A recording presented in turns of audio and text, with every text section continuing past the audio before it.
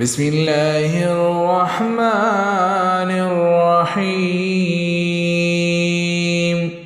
شروع کوم د الله په نامه چې ډیر زیات مهربان او رحم کوونکی دی. عبس وتولى پیغمبر مخې تریو کړو او وایړو ان جاءه الاعمى صرف په دې خبره چې یو ړوند ورته راغی.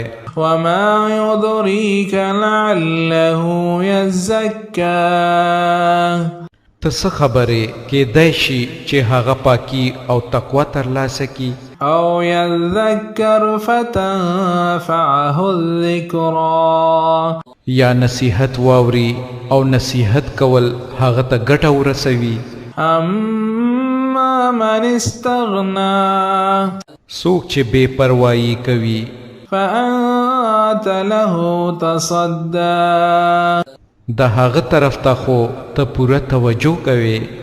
وما عليك ألا يزكى په داسې حال کې چې که هغه سم نشي نو پتا څه الزام نشته. وأما من جاءك يسعى او څوک چې تا ته پخپله په منډه راځي وهو يخشى او هغه ویریدو هم فأنت عنه تلهى د هغه نه دې مخ واړوو. كلا إنها تذكرة دا ټیک نه ده، دا قرآن خو یو نصیحت دی. فمن شاء ذكره د چا زړه چې وغواړي د ده نه دې نصیحت واخلي. في صحف مكرمة دا قرآنی آیاتونه په داسې صحیفو کې نغښتي دي چې مبارکې دي. مرفوعة مطهرة لوړه مرتبه لرونکي دي، پاکي دي. بأيدي سفرة په داسې لیکونکو لاسونو کې دي كرام بررة چې عزتمند او پاک دي. قتل الإنسان ما أكفره او دې وجل شي دغه انسان چې څومره ناشکره دی. من أي شيء خلقه د څه شي نه الله دې پیدا کړی دی. من نطفة خلقه فقدره د نطفه د یو څاڅکي نه الله دې پیدا کو، بیا یې دې په اندازه کړو. ثم السبيل يسره بیا یې د دپاره د ژوند لاره اسانه کړه. ثم أماته فأقبره بیا یې دله مرګ ورکړو او بیا یې په قبر کې دفن کو.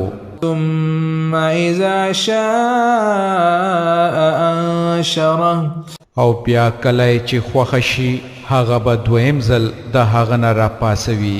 كلا لما يقض ما أمره هیڅ کله نه د هغه فرض نه دی ادا کړی چې الله دته حکم کړی وو. فلينظر الإنسان إلى طعامه انسان ته پکار ده چې هغه د خپل خوراک ته وګوري. أنا صببنا الماء صبا چې مونږ ډېرې اوبه ورولې. ثم شققنا الأرض شقا او بیا مځمکه په عجیبه شان وشلوله. فأنبتنا فيها حبا بیا په هغه کې غلې را زرغونې کړې، وعنبا وقضبا انګور او ترکاري، وزيتونا ونخلا او زیتون او خرما، حدائق غلبا او ګڼ باغونه، وفاكهة وأبا قسمه قسم میوې او ګیاګانې. متاعا لكم ولأنعامكم ستاسو د استعمال او د فائدې د پاره او د ستاسو د سروو د پاره د ژوند وسایل کړل. فإذا جاءت الصاخة نو په آخر کې چې کله هغه وق ګڼون کې چغه یعنی قیامت راشي يوم يفر المرء من أخيه په هغه ورځ به بني آدم خپل رور نه وأمه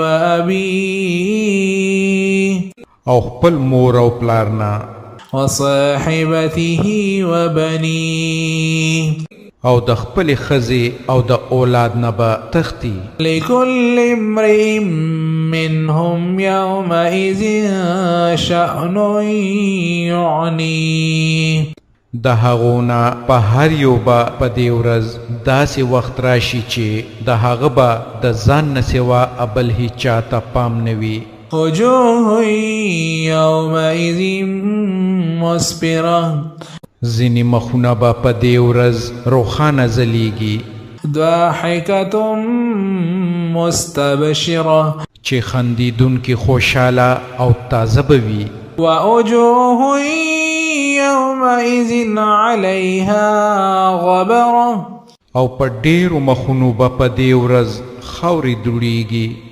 ترهقها قطرة چې د پاسه به پې توره سیاهي ختلي وي أولئك هم الكفرة الفجرة هم دا کافران به بدکرداره خلک وي صدق الله العظیم الله ستر رښتیا ویونکی دی